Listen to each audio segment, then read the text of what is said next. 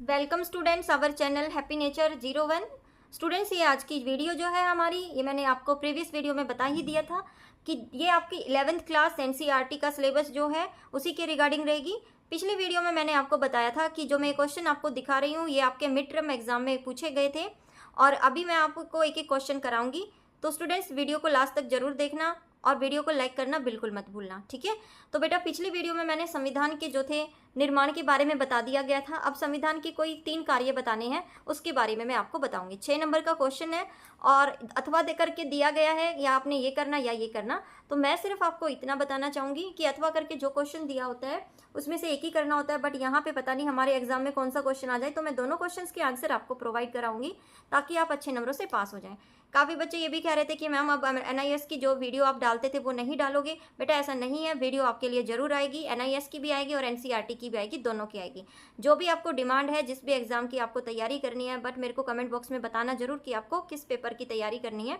तो मेरे पास जो है काफ़ी जो है वीडियो में बनाने की कोशिश करूँगी कि आपका पेपर अक्टूबर में दोनों का होने वाला है, एनसीईआरटी वालों का भी और ये आपका एनआईएस वालों का भी, ताकि आपके अच्छे नंबर आए और मैं वीडियो जो है जरूर डालूंगी, ठीक है। तो स्टार्ट करते हैं आज की वीडियो संविधान के बारे में। और तुम कहोगे कि क्वेश्चन जो है कहाँ से आए मैम, तो ये बेटा ये क्वेश्चन आपका जो पिछले साल का पेपर है मैं आपको एक बार दिखा देती हूँ। ये देखिए, क्वेश्चन पेपर है आपका पिछले साल का ही है, तो इसी में से मैं पूरा का पूरा आपको कराऊंगी ताकि आपके अच्छे नंबर आए। इंपॉर्टेंट क्वेश्चन भी कराऊंगी, ठीक है। तो स्टार्ट करते हैं आज की वीडियो। संविधान के 4 कार्य लिखिए, ठीक है। आपके क्वेश्चन में पूछा गया था 3 कार्य, लेकिन क्या पता 4 नंबर में आ जाए, तो मैंने यहाँ पे 4 कार्य ही लिख दिए हैं। एक बार आप क्वेश्चन को अच्छे से पढ़ लेना, तब उसके बाद करना है, ठीक है। संविधान का पहला काम जो है, बुनियादी नियमों का ऐसा समूह उपलब्ध कराए जिससे समाज के सदस्यों में न्यूनतम समन्वय और विश्वास बना रहे, ठीक है। क्वेश्चन को देख के ऐसे लगता है कि बहुत बड़ी बात कही गई है, बहुत टफ बात है, लेकिन इतना मुश्किल नहीं है। एक एक चीज को मैं आपको अच्छे से समझाऊंगी ताकि आपको पूरा का पूरा समझ आ जाए, ठीक है। संविधान के कार्य क्या है? संविधान कहता है का पहला काम है बुनियादी। बुनियादी का मतलब होता है स्टार्टिंग। जो नियम, जो शुरू के नियम हैं, उनका ऐसा समूह उपलब्ध कराए, मतलब ऐसे नियम आपको बताए जिससे समाज मतलब जो हम लोग हैं, हमारे आसपास हैं, हमारे पड़ोसी अड़ोसी जो भी हैं, हमारे रिश्तेदार हैं, समाज के सदस्यों में न्यूनतम का मतलब कम से कम समन्वय और विश्वास तो बना रहे। कि अगर ऐसा कोई कानून बनाए, ऐसे कोई नियम बनाए कि जो हमारे समाज के लोग हैं, हमारे आसपास के लोग हैं, उनके बीच में अगर आपको समन्वय में प्रॉब्लम हो रही है तो ये सिर्फ छोड़ देना, ये लिख देना, उनके बीच में विश्वास और प्यार बना रहे, ठीक है। तो ये कौन डिसाइड करता है? ये संविधान डिसाइड करता है कि संविधान का पहला बुनियादी नियम है कि कोई भी समाज में, यानी किसी भी समाज का कोई भी सदस्य हुआ, उनके बीच में विश्वास बना रहे। तो ये कौन डिसाइड करेगा? संविधान। संविधान ने ऐसे नियम बनाए हैं। सेकंड हम देखते हैं, इसी का पॉइंट है ये भी, समाज में निर्णय लेने की शक्ति किसके पास होगी तथा संविधान यह भी तय करता है कि सरकार कैसे बनेगी, ठीक है। तो अब समाज तो बन गया, समाज को कुछ चीजें भी बता दी, नियम भी बता दिए, लेकिन अगर समाज में कोई भी चीज नया बदलाव लेके आना है, जैसे मान लो शिक्षा का ही बदलाव लेके आना है, ठीक है, कि जो बच्चे स्कूल नहीं जाते, जो बच्चे घर पे काम करते हैं, किसी कारण स्कूल नहीं जा पाए, ठीक है, तो समाज के निर्णय लेने की, तो इसकी निर्णय कौन लेगा, कौन उनको स्कूल भेजेगा? तो संविधान ने कहा है कि इसके लिए उन्होंने सरकार बनाई है। और वो सरकार कौन बनाता है? वो हमारे जो नागरिक हैं, वही जो है उनके द्वारा जो चुने प्रतिनिधि हैं वो सरकार ही बनाते हैं, वो ही चलाते हैं, ठीक है।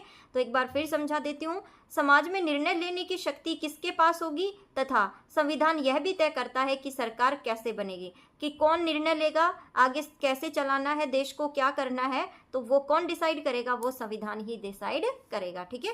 थर्ड पे पॉइंट पे आ जाते हैं। थर्ड पॉइंट देख लेते हैं अभी। सरकार के द्वारा नागरिकों पर लागू किए गए कानूनों पर कुछ सीमाएं लगाएं, ठीक है। बेटा, ऐसे होता है कि सरकार ने कानून तो दे दिए, उनको राइट्स दे दिए, किसको? नागरिकों को, हमें, लेकिन उसके ऊपर थोड़ी बहुत बाउंडेशन होना बहुत जरूरी है। क्यों है? क्योंकि अगर उनके ऊपर बाउंडेशन नहीं होगी तो यह सीमाएं इस रूप से मौलिक होती हैं कि सरकार कभी भी इसका उल्लंघन नहीं कर सकती, ठीक है।